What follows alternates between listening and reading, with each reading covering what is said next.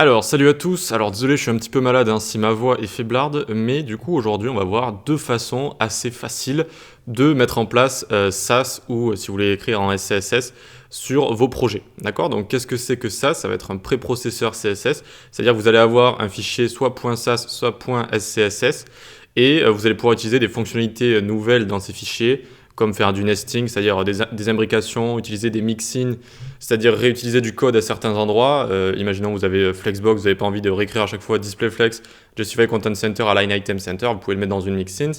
Vous allez pouvoir faire des fonctions, extend, import, etc., etc. Et donc ça va directement se retranscrire dans un fichier CSS que votre site pourra lire comme ça, directement. C'est ça que ça sert les CSS préprocesseurs, les préprocesseurs CSS. Donc la différence entre SAS et SCSS, pour les débutants, ça peut un peu vous embrouiller peut-être, mais c'est juste une différence de syntaxe, d'écriture. Alors normalement, elle est dans la documentation. Donc ici sur la doc, vous pouvez aller sur variable ici. En fait, à chaque fois dans la doc, alors je ne sais pas si vous voyez très bien, puis vous pouvez y aller aussi. Il vous propose la syntaxe SCSS ici. Vous voyez, il y a des points-virgules par exemple. Vous pouvez cliquer sur la syntaxe SAS, ça va enlever tout ce qui est pour la syntaxe SAS, accolade et point virgule. Donc c'est à votre préférence suivante si vous voulez du coup utiliser ce préprocesseur en écrivant en SCSS ou en SAS. Donc on va aller sur un nouveau projet ici, voilà, donc c'est juste un dossier que j'ai appelé Setup SAS, il est vraiment vide de chez vide. On va aller sur l'invite de commande, donc le raccourci c'est CTRL-U accent grave ici, et directement on va faire un npm init, tac, ça va nous créer un paquet JSON. Hop, donc là on ne lui met pas de nom, etc. Nickel. Hop, donc on a un paquet JSON qui est créé ici. Et donc on va installer notre dépendance et on va le voir directement dans notre paquet ici. Paquet JSON, pardon. Hop. npm install SAS. Là, localement, nickel. Donc ça va l'installer. Hop, du coup, ça nous crée un dossier node module qui va contenir notre dépendance. Et on voit ici également qu'on a notre SAS qui est installé avec sa petite version qui est ici. OK ? Donc maintenant, ce qu'on va faire, on va créer plusieurs fichiers. Donc un index HTML. Et ici, on va se créer un style.scss, vu que ma syntaxe préférée, moi, c'est SCSS, pardon. Et ensuite, c'est tout pour ça, on va juste créer un style.scss. Bon, alors là, j'essaye juste de créer tout en haut de la racine, mais normalement, faites des dossiers CSS où vous mettez tout ce qui est vos fichiers CSS ici. Là, c'est juste pour vous simplifier le process au maximum.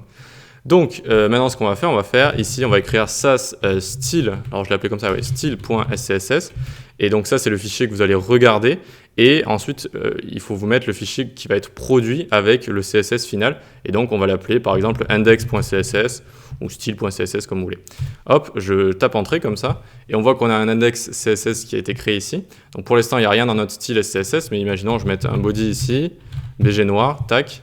Et ici, hop, je vais re-rentrer cette ligne et on va voir dans l'index CSS, ça l'a créé tout seul, d'accord? On peut même voir comme ça si on veut, tac tac, ici je vais changer, je vais mettre EEE et ici on vient, hop, on tape la commande et on voit que ça a changé en EE. OK pour ça? Ensuite, également, automatiquement, un index.css.map a été créé avec les caractéristiques de votre fichier, tout simplement. Bon, c'est bien mignon tout ça, mais on n'a pas envie à chaque fois qu'on code de retaper une ligne de commande ici. Donc, il existe sas-watch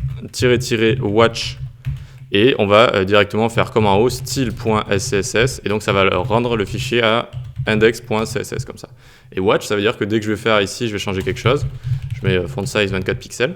Hop, je touche à rien et ça l'a écrit directement, d'accord? J'ai plus besoin de retaper la commande tout le temps. Donc voilà, ça c'est une manière très facile, très pratique d'utiliser SAS comme ça. Il y a une manière encore plus rapide, c'est en utilisant ici une extension alors qui s'appelle Live SAS Compiler, je crois. Live SAS Compiler ici. Alors hop, hop, ici donc on a le Live SAS Compiler. Ce qu'on va faire, je vais supprimer tous les fichiers de notre dossier, tout ce qu'on vient de créer ici, je vais le supprimer. Ok, donc on se retrouve sur le même dossier, mais j'ai enlevé tous les fichiers. Alors c'est vraiment juste pour l'exemple, hein, pour vous montrer avec Live SAS Compiler maintenant. Donc maintenant j'ai juste à faire, par exemple, style.scss. Hop, et ici il va me proposer watch SAS en bas, donc je vais juste écrire quelque chose. Alors, body, BG noir, comme ça, tac. Il me dit watch SAS, oui, hop, je clique. Et directement, ça va faire comme, vous savez, la commande watch qu'on avait fait, et donc directement qu'on avait faite. Et donc directement, ça va nous créer un style.css et style.css.map ici. Et donc ça va le faire tout seul. Ça, regardez là, c'est watching. Ça veut dire que dès qu'on va écrire quelque chose, hop, ça va le mettre directement. Hop, hop. Ah oui, et j'ai aussi ici le autosave d'activer. Alors ça, c'est pas trop en rapport avec ça, mais c'est vraiment juste quand j'écris quelque chose. font size 24 pixels comme ça, tac, hop. J'ai pas besoin de CTRL S, tout simplement, c'est pour ça que là, je disais pas que j'enregistrais ni rien. Au bout de 1 seconde sans avoir écrit du code, ça s'enregistre tout seul avec autosave ici. Et du coup, ensuite, vu que c'est en train de watch ici, hop, et bien ça me l'écrit là. Voilà. Très bien autosave, à part dans des cas quand même assez spéciaux où vous faites du JavaScript avec des boucles, etc. Si vous prenez trop votre temps, ça va faire des boucles infinies et ça va vous faire crash le live server. Bon ben voilà, c'était 2 techniques pour mettre très facilement en place nos préprocesseurs CSS, donc SAS, et donc ensuite vous utilisez la syntaxe que vous voulez, SCSS ou SAS. On se dit à la prochaine, il y a un Discord qui a été ouvert il y a quelques jours, une dizaine de jours, rejoins-nous. On parle de développement web évidemment, on fait des petits débats, on s'entraide et on se dit bonjour le matin. Tu peux également du coup me rejoindre sur la newsletter et suivre mes cours sur l'école du web si tu as envie d'en savoir plus sur le développement web en général. Allez, à tout de suite, non, à la prochaine pour une prochaine vidéo. Ciao.